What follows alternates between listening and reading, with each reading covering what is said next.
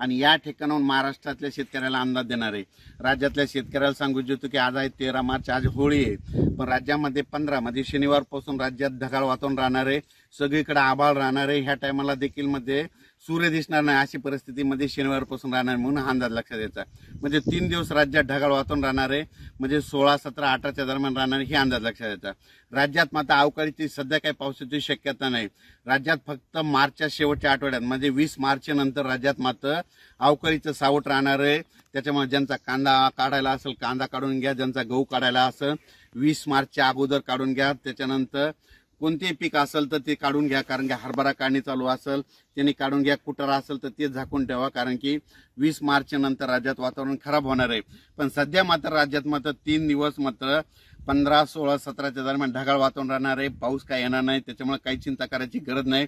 फक्त असं वाटेल की आभाळ खूप आले ना आता पाऊस पडतो का काय, मग फक्त राज्यात पाऊस पडेल तर तुम्हाला सांगतो नागपूर, भंडारा, गोंदिया तिकडे म्हणजे आणि त्याच्यानंतर तेलंगणा तिकडे पाऊस पडणार आहे, आपल्याकडे पडणार नाही म्हणून काही चिंता करायची गरज नाही। फक्त 20 मार्चच्या नंतर मात्र राज्यात चांगलंच वातावरण खराब होणार आहे म्हणून हा अंदाज लक्षात घ्यायचा। धन्यवाद।